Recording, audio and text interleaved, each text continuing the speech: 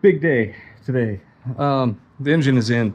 So it's up on the lift. I should have probably filmed more of installation of the engine. I had a lot of help here and we just went for it. So it is in. So I'll let you check it out. So nice and clean. I went ahead last night and painted the muffler to make it look all nice and new. Everything is back together. From the top, we have looking nice. We got everything installed. I'm actually about to hook up the fuel line and try to fire this sucker up. Let's see what happens. The next video clip, I hope, will be of it idling. Going to spin it over until the oil light turns off. I have the wire disconnected from the coil so it won't start. So just gonna make sure that we have oil pressure. It does, in fact, have oil in it. Let's see what happens.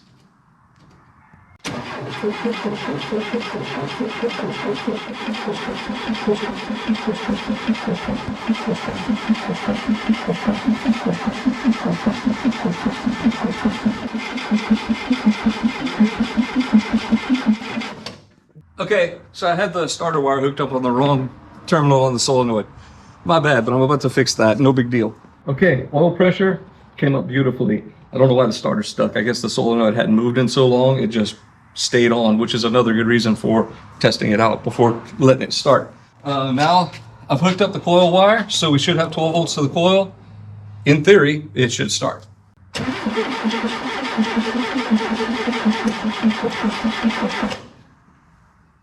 See if we have fuel. We have fuel. Let's see.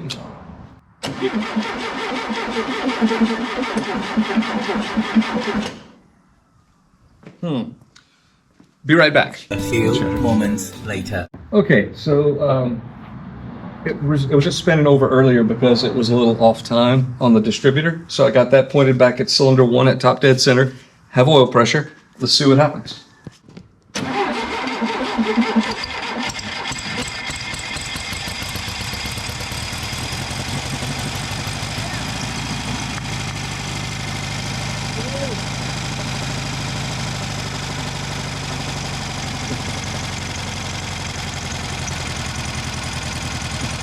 There go.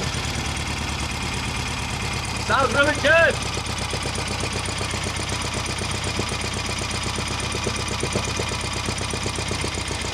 All right, looks like success. I'm gonna cut it off.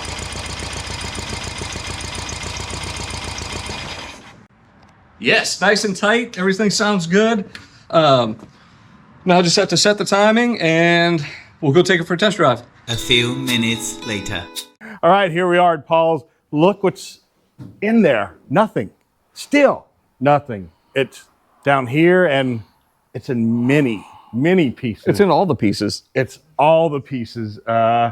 What the hell did you do? Well, I messed up. You'll see in, well, I'm sure you've seen already or will see, there's a video of the engine running and it ran quite well, but it knocked. There was a knock and it was very discouraging and it was 100% my fault.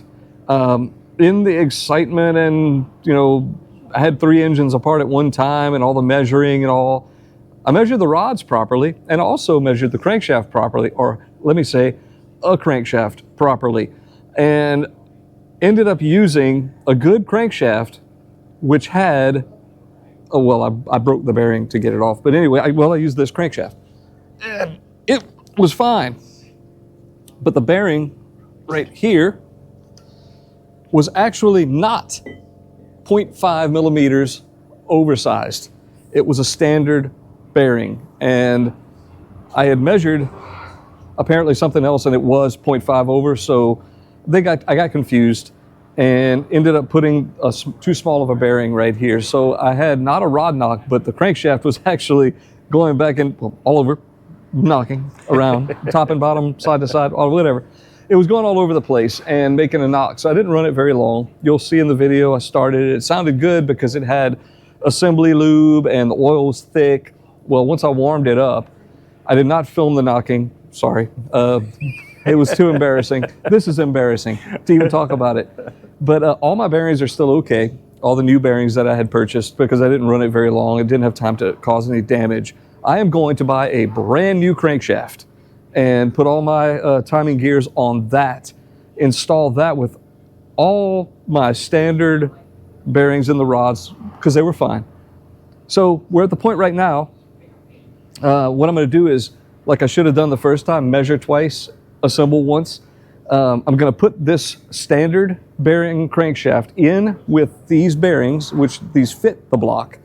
We're going to clamp the block together and make sure that there's no play. And I probably should do a plastic gauge measurement just to be sure, but I have done all the micrometer measurements and everything's fine. So hopefully by the end of the night, we'll at least have proven that this is the correct size bearings in the correct size block, and double check that there's no damage to the block. Then I can order my stuff tomorrow and we'll get her back together. It was fun driving for the 20 minutes or so that I got to take it around the block. Sounded great until it started knocking, and it was fun.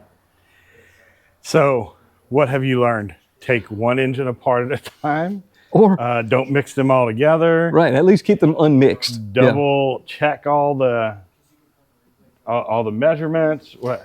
Yeah, and I did check that measurement a couple of times, but then when I went to put it back together, apparently I knew I had measured this bearing on a crank, and for some reason in my head I had it that it was this crank, and it was not. Maybe you need to mark them some kind of way. Or like we said, don't put them all so close to each other. Like this engine came out of this. Yeah. I should have labeled them better. It kind of got messed up in the mix because I was testing and trying so many different parts to make the right combination. So he messed up, and it just so happened to be the foundation of the engine. Oh, the middle. Yeah, it was the First thing that goes in. Yeah, if it had been a rod, actually that wouldn't have been terrible because I could have changed the rod from the outside and not split the case. But then when I saw the crankshaft moving in and out, up and down, whatever, no. Oops. So you guys see the Z in the background. It took him 6 months to build that thing from the ground up. He is determined to take 6 months to build this engine. It's been about 2 now, 2 months, and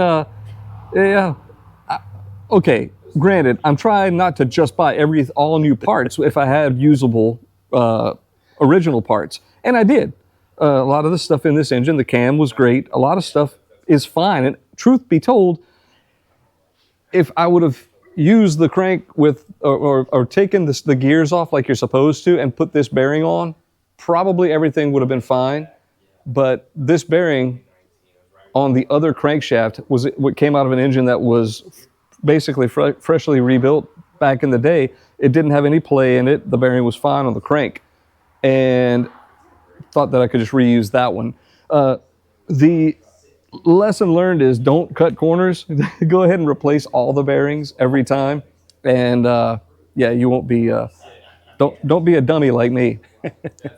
And I came here on garage night specifically to have other people here so we can pile in the car. And I've been looking forward to this drive in this car. And nope. No. He drove up just in time for me to tell him that I'd not mentioned this, so to show him that the engine was apart. He kept it a secret. Yeah. But I was ready. I almost didn't tell you guys. Yeah. But you know what? We talked him into it. Learn a lesson. Don't cut corners, and don't not measure everything 3 times. So I guess this one's just a really short video. Yeah, there's some pretty cool running stuff that you can see. You guys will see it run. But I ran mean, great. Look, it's all here now. You know, the cool thing is these have to be replaced every time you remove them. They're like $20. I mean, it wasn't an expensive lesson except for the crankshaft, but it needs that either way. I'm buying a crankshaft just to be 100% positive. I could reuse the one that came out of it, but just since we're at this point, it's $170 for a brand new crankshaft. I'm going to go ahead and get one. But things like this, a gasket set, all the parts that are required to take it apart and put it right back together is only like $125 more. So at least it's not that car.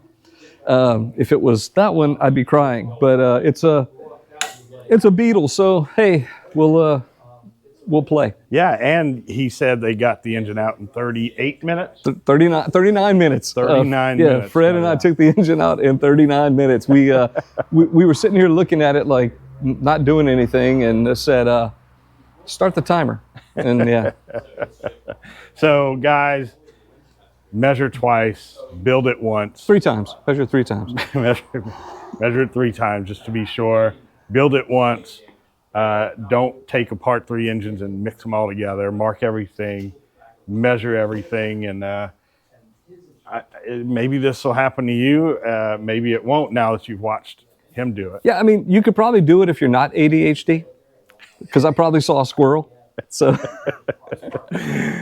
next episode, I'm sitting my butt in that car, and we're going to drive it down the street. yeah, we'll take a spin by a week, I'd say, week or so. Until then, buckle up, put a gear, and drive it. All right, I stuck around a little bit after we recorded and watched him work on the engine, and he found out something. I ordered bearings that were 0.5 millimeters over bore for the block, standard size for the crank, and standard size for the thrust. Okay, so these are the new bearings. That's what I installed, trusting the box was correct and the seller was correct. Not necessarily saying it's his fault, because he probably received them and just shipped them to me, but I don't know if you can read it, maybe not, but possibly you can see the letter standard, STD, right there. That means that these are not 0.5 over bearings. I put them in, just trusted it, and turns out that these are way too small, 0.5 millimeters too small for this block, and that's where the knocking is coming from. So I'm going to contact him tomorrow and get a set of 0.5 over bearings, a brand new standard crank, and that should fix the whole problem. So yeah, we had to take it back apart to find it out. So there's a chance I will ride in it next week. Yeah, if I order the parts tomorrow. Good. All right, we'll let you know.